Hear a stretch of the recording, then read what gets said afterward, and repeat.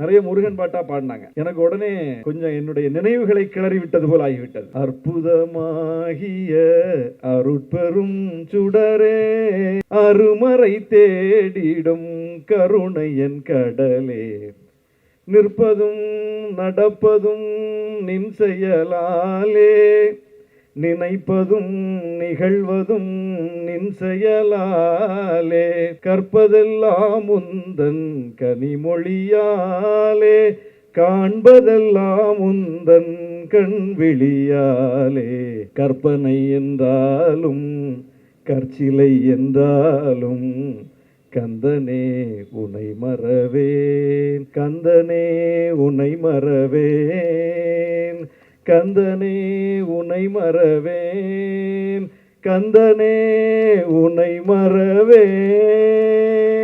Plan பண்ணிட்டு வந்தா பாட முடியாது. இவங்க இன்னைக்கு முருகன் பாட்டை பாடுவாங்கன்னு எனக்கு தெரியாது. என்கிட்ட கையில போனும் இல்ல, என் உதவியாளர்கிட்ட தான் போன் இருக்கு. உடனே எடுத்து இதை படிக்கிறதுக்கோ மனப்பாடம் செய்யறதுக்கோ எனக்கு வாய்ப்பு இல்ல. என் நினைவில் இருந்து நான் பாடுகிறேன். அதனாலதான் இடையில கொஞ்சம் தடுமாறிச்சு லைன். பார்த்து பாடினாதான் பாடிடலாமே. என் நினைவுக்குள்ள எப்படி முருகன் வந்தார், என் நினைவுக்குள் எப்படி டிஎம்எஸ் மிகச் சிறப்பாக பாடிய கற்பனை என்றாலும் கற்சிலை என்றாலும் கந்தனை உனை மறவேன் என்கிற பாட்டு என் நினைவில் எப்படி ஏறியது. நான் சைவ மதத்தை பின்பற்றக்கூடியவனா, இந்து மதத்தை சார்ந்தவனா, நான் இஸ்லாமிய சமூகத்தில் பிறந்து இஸ்லாமிய சமூகத்தை சார்ந்தவன். எனக்குள் எப்படி இந்த பாட்டு வந்தது? ஏன்னா நான் இளம் வயதில் காலையிலேயே திருக்கோயில்களில் என் ஊரை சுற்றி என் வீட்டை சுற்றி இருக்கக்கூடிய கோயில்களில் போடப்படுகிற பாடல்களை கேட்டு கேட்டுத்தான் விழித்தேன், எழுந்தேன், வளர்ந்தேன். பக்கத்தில் இருக்கக்கூடிய தேவாலயத்தில் போடப்படுகிற பாடல்களை கேட்டுத்தான் விழித்தேன், எழுந்தேன், வளர்ந்தேன். இசைமுரசு நாவூர் அனிபா அவர்களுடைய பாடல்களை கேட்டுத்தான் விழித்தேன், எழுந்தேன், வளர்ந்தேன். எல்லாம் உள்ளுக்குள் இருக்கிறது. இதுதான் தமிழ்நாடு.